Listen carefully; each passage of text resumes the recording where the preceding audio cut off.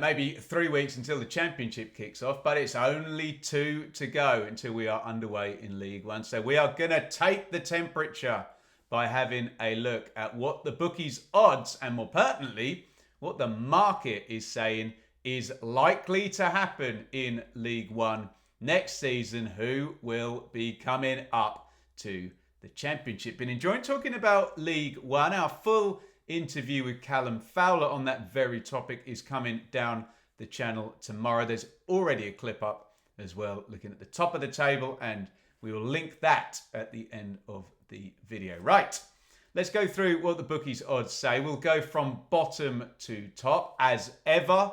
If odds are the same, we'll just tie the position so we can have multiple clubs on the same position, and we will try our best to track this throughout the campaign. Let's start down at the bottom. Remember, 4 clubs get relegated in League One. One of my absolute bugbears, that is. Just make it the same across all 3 EFL divisions. That will make you people who want more teams to come up from the National League happy as well. But the market are saying that, well, 3 will definitely get relegated, and we've got 2 tied for 20th position. Wimbledon, Northampton and Exeter are definitely going down, according to the market.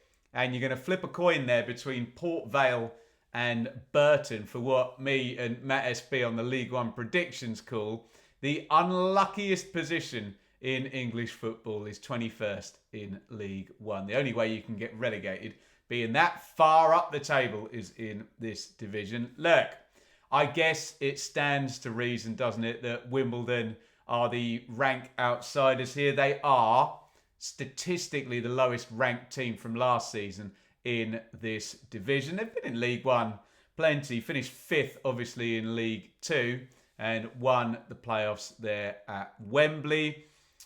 Johnny Jackson, he's been given a fair amount of time, and it does kind of show, it has to be the right manager, that often if you leave a manager at a club, they can get things moving. And looking at that, you can understand the whole thing is going to be survival. Can Wimbledon stop up in League One? The market doesn't think so, and they also think that Northampton are going to drop, and I can kind of buy that as well. I think someone can tell me in the comments maybe, what have I got down here? 14th 2 seasons ago and 19th last season. I bet 14th is at least a 10-15 year high for Northampton under John Brady. And it's one of my rules for football that when you get an overachievement under a manager who's been there a fair while and that manager leaves, regression to the mean coming. So Kevin Nolan there has got his work cut out, and apparently so has Gary Caldwell.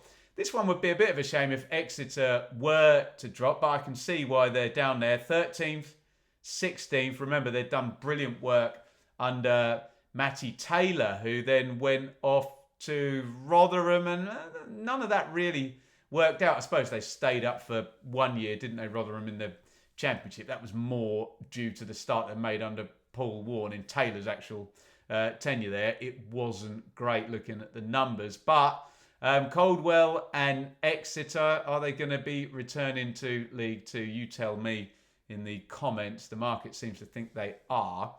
Port Vale have at least got themselves a bit of momentum down there. They finished 2nd in League Two under Darren Moore, who knows this division very well. Yes, I agree. It's much easier to manage Sheffield Wednesday and a club of that size and stature in League One than it is Port Vale. But sometimes, if it's a flip of a coin, is it the team with the momentum?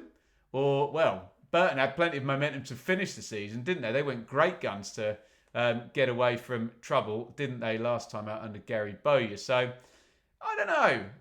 I think Port Vale and I think Darren Moore, yes, some people question him as a Championship manager, which is a damn good League One manager, isn't it? I think the data says that, in another promotion on his CV last season. And Burton, as I said, they went all data and all football-y last season, flipped the switch and brought Gary Bowyer in and scrapped and clawed, and that tended to work a lot better. So, look, I mean, we've seen it with Burton start badly, survive. So whether that's rinse, repeat, or can they actually do what they do at the end of the season for the whole season, in which case they won't be anywhere near 20th, will there? Speaking of clubs, I mentioned it with Northampton that had a great run under a particularly cult-like manager cult hero manager there in Steve Evans.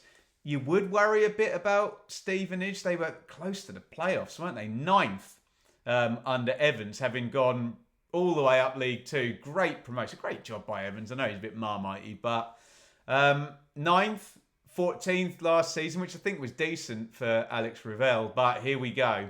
This is going to be tough. So I can see why they're in the conversation for the relegation picture. And are we going to look back at this in 10 years' time and Stevenage are in League Two and that Evans era was just a peak? They'll hope not. And the market doesn't think they're going down, but they're in the conversation. And obviously plenty of teams in the conversation with 4 going down. Let me know your thoughts on that little lot. There's your bookies and markets bottom 6. Here's the rest of the bottom half, where we have Mansfield Town. I guess there's a Nigel Clough bonus here, isn't there? You've had a manager there for so long. And Mansfield were a bit weird last season, weren't they? Because at the start of the season, they were going absolute great guns. Then they had a horrific run, and then they picked it up again. I suppose a little bit comparison to Oxford in the Championship, where if you isolate blocks of fixtures, Oxford were basically either a playoff team or the worst team in the league. It feels like Mansfield were a bit like that. But I think the Clough name and that experience gets them a fair way up. Lincoln, this is all a bit disappointing, isn't it? 7th, 11th under Skubala last season. And I always kind of liked Lincoln as a bit of a hipstery possibility to get into the Championship. Mark Kennedy, that didn't work out there. And the market aren't backing them. They think they're going to be down in the bottom half after a couple of seasons. Remember, they got to the playoff final, didn't they? Under Michael Appleton back in COVID. Can't remember exactly which year. 1920, 2021. Can't remember. But yeah, Lincoln, well, they're tied in the betting there with Doncaster Rovers. And here's your real momentum story, because not only did Doncaster win League Two last season, and we've spoken about this in terms of Wrexham and Stockport and the like, and Stevenage actually, and Leyton Orient we can mention, teams that have come up from League Two. It's not that big a gap. They also finished 5th in League Two the previous season and lost in the playoffs. I really like Grant McCann. Thought he was hard done to be sacked by Mr. Ilachali at Hull. And I think,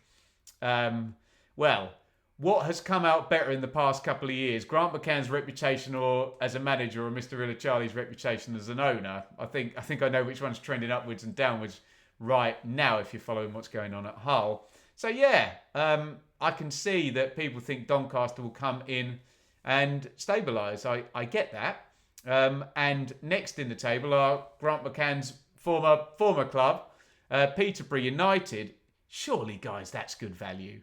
Come on, Peterborough in League One. I know it's been a bit of a tough summer there, hasn't it? Losing Poku for £0. I think, is there another one going out of Posh for where the contract ended, which is very strange for McCann and Fry there. Sorry, not McCann. McAntony. Just talking about Grant McCann.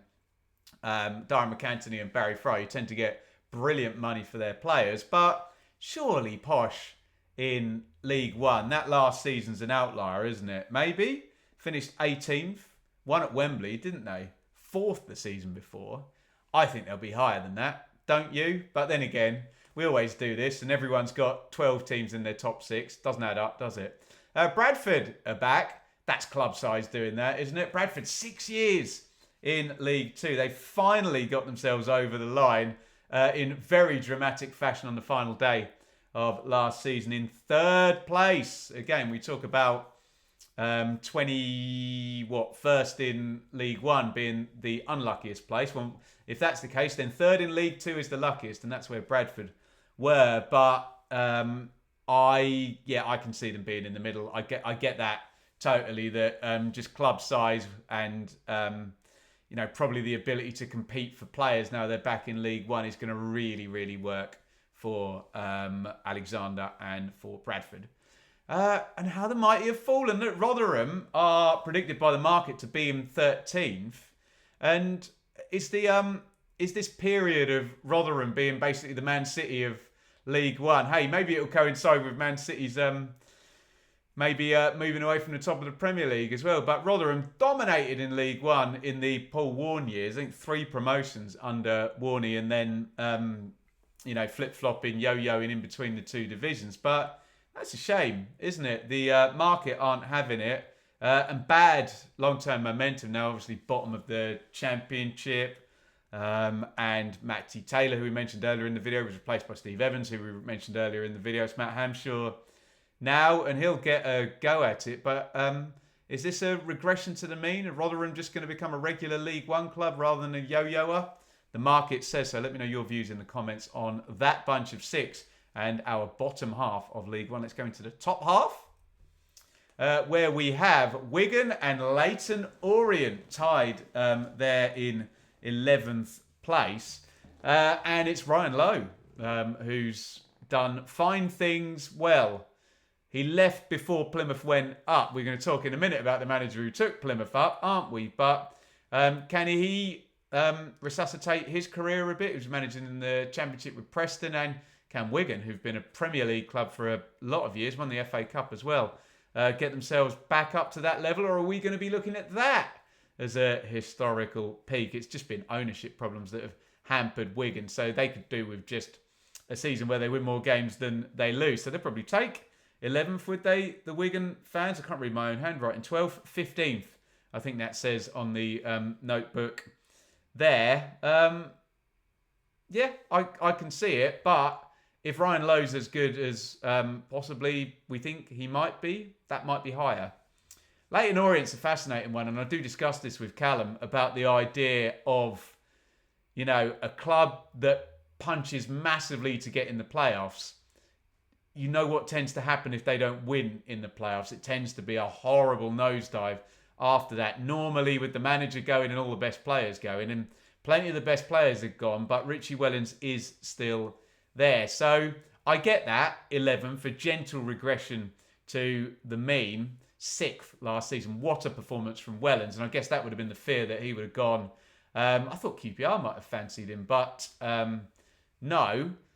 So I'm sure Leyton Orient fans might take that. And look, if they're back in the playoff spots, then Wellens is, well, he won't last the season there. He'll be snapped up by a Championship club, because it won't be lightning in a bottle and just one brilliant fluky season, which I don't think it was. But yeah, we'll see how Orient pan out. Certainly ownership there, I think they're going to be challenging regularly. And Richie Wellens obviously believes it. He is still there in situ. Barnsley in 10th. Yeah, normally do really well at League One level. But Conor Harahan, is he going to be a good manager? He was a very good player. I really liked him as a player. I love a left-footed kind of silky central midfielder. Poor from Barnsley last season. Yeah, maybe that's the thing with Leyton Orient, isn't it? That the door was opened by the likes of Barnsley, who'd been playoff perennials, dropping from 6th the season before to 12th last season. So, yeah, if Hurahan's half decent, up a couple of places, but not trouble in the top, I get it. I do get it. And Wickham, who were really trouble in the top under Matt Bloomfield, not predicted to be trouble in the top here under Mike Dodds. And maybe that's the reason. Maybe less trust in the manager there at Wickham. They fell off, lost in the playoffs to Charlton, didn't they? The Wanderers last season. And I get that. They've got money, Wickham. And I wonder, I don't like saying this because it's a person's life's work and the way they make a living, but I wonder if that 8th could be Mike Dodd struggling, being replaced, the new manager coming in, and they trend up towards the end of the season to finish 8th from a lower point of view. Let me know your thoughts on that. They're tied with Reading, and I guess the most important thing here with Reading is that Mr. Dai Young is no longer the owner at the club. So that is great news in itself. They still finished 7th. Amazing job there between Ruben Sellers and Noel Hunt. Could they trouble the playoffs? Yeah. I think they possibly could. There's good momentum there, and generally Reading's level has been higher than League One, but it's been a fairly chastening few years. So I'm sure they'd take just a year. You tell me, Reading fans, just a boring year. Win more games than you lose. Build some stars, and no points deductions and no chaos off the pitch. Right, I'm not having that. I think Stockport will be higher than 7th, don't you? I really do believe in momentum, and we saw this. Stockport, amazing last year. First in League Two and then straight to 3rd. And it was a decent 3rd, wasn't it? It's one of those where you think if the season goes a few weeks longer, are Charlton and Stockport going to be ahead of Wrexham? I don't know. It didn't. Wrexham are in the Championship, and Stockport obviously lost on penalties in the playoff semis to Orient. And look at your history with Dave Challoner here and Stockport, who are nicely funded as well. Great area for football as well, that in terms of attracting players there, just outside Manchester, Stockport, isn't it? You stop. When I do the Sportsman podcast, you see the stadium there on the train as you come in one stop outside Manchester, Piccadilly. But, I like Stockport, and the point I was going to make before I started talking about bloody trains is that Stockport have generally stabilised in a division, lost in the playoffs, and then got promoted the next season. So I think they'll be higher than 7th, don't you? Well, maybe I've given away what I'm going to do in my League One predictions. But yeah, let me know if you think there's value there. Let's have a look at the top 6. Who does the market think are finishing the playoffs and getting promoted indeed out of League One? And this one's fascinating. Look, they can't decide between 3 teams for 2nd place. They know who they think's winning it. And a couple of great old clubs there in 5th and 6th. Brucey at Blackpool. Has Bruce still got it? I think he possibly might. And if you look, he's building like the most Steve Bruce experienced proper bloke. Mick McCarthy, 11. Actually, Blackpool had Mick McCarthy, isn't he? Bruce there. So we shall see how Blackpool did. They flirted with it, but never managed to get the momentum. Has Bruce still got that kind of charisma he had with players back in the day?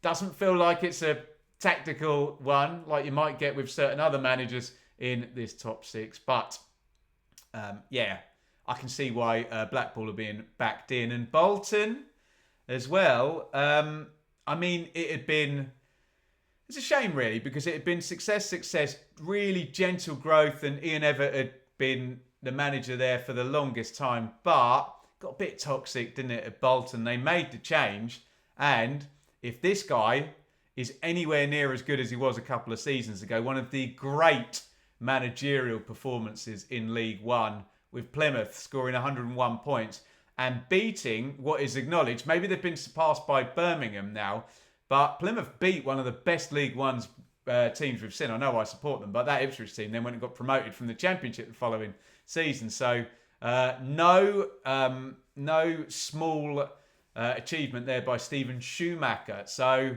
I really like him.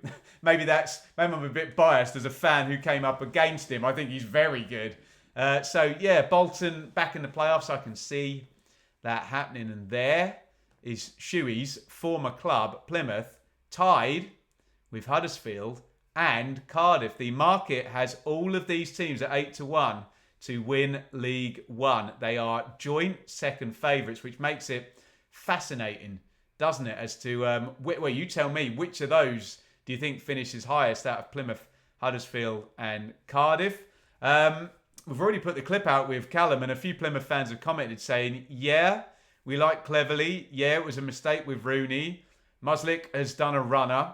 Plymouth are a well-run club who have had a bad season last season. Players have left as well out the door this summer. Hardy and, oh God, what's that centre-half's name who's gone to Stoke? Comments, please. I've forgotten. But you've got to like Plymouth and Cleverley to be up towards the top of the table. In the same way, I'm fascinated by Huddersfield. We mentioned one of the great League One performances was Ipswich a couple of seasons ago, and Huddersfield, not only have they taken Marcus Harness from Ipswich as a player, they've taken Lee Grant, Kieran McKenna's, one of his coaches, one of the assistants there. And there's a chance I can compare Kieran McKenna to Pep Guardiola and Ipswich to Man City. Hey, I'm stroking my own ego here as an Ipswich fan, but are Huddersfield looking at the success that was built, the double promotion under Ipswich, and thinking, he had a front row seat of how they did that. Let's bring him in. Huddersfield spent as well, didn't they? In January, didn't work out under Mike Duff, which surprised me. I believe, and Huddersfield fans will correct me, that I went in a bit on the owner on the League One prediction show with Matt SB. And the Huddersfield fans did say, Ben, maybe it's not the owner, maybe it was the sporting director. And I think that fella has gone. Correct me if I'm wrong. So complete new broom here at Huddersfield. Is it going to work under Lee Grant? Sometimes you take someone studied. Enzo Maresca looks like he's doing pretty well at Chelsea, doesn't he? And they do really well. Sometimes it doesn't work at all. We'll find out. Is it going to work for Brian Barry Murphy at Cardiff? Maybe a bit of club size has got Cardiff up there. Been in the Premier League. Said the same about Wigan. Could say the same about Huddersfield as well. Look, I'm going to talk about another team who's been in the Premier League even more recently than all of those clubs when we get to the top of this table. But Cardiff, you would think the level is they're going to be right up there and challenging. They've been circling the drain. We're not sure about Mr. Tan as an owner, but use the Sheffield Wednesday example where size does matter and you can dominate at League One level. I'm not saying Cardiff are equal in size or history to Sheffield Wednesday, but they're big when it comes to League One, aren't they? Cardiff, can I keep Salek as well? He'll score you some goals at League One level, won't he? We will find out. So fascinated that those three are all tied together. And I'm sure everybody in the comments is going to understand why Luton are pretty hot favourites, aren't they? Look, 8-1, those three, Cardiff, Huddersfield and Plymouth. Luton are 7-2 to win it. And the reason is that they're going to have way more money than everybody. And money talks, dirty cash. Who the hell sung that song? Is that 90s or is that late 80s? Very early 90s? I bet you can't name that without looking it up. There's a challenge for you in the comments. And it's going to be a challenge for Matt Bloomfield and Luton to win League One. Can they do it with a Year 2 Premier League parachute payment? Luton, the ultimate indignity, double relegation. All went wrong last season. Surely it's going to turn around now, isn't it? Matt Bloomfield was right at the top of this division with Wycombe last year. And Luton, not that they will splash the cash in a ridiculous way. They've been a really well-run club. Okay, I'm talking about a club that's just been relegated 2 years in a row, but they're not going to waste this opportunity, surely, are they? Although I remember speaking to Luton fans, my mate Brian as well, tells me some clubs are just better as underdogs. Maybe Luton are one of those clubs, but they are massive favourites to win this, and I get completely why.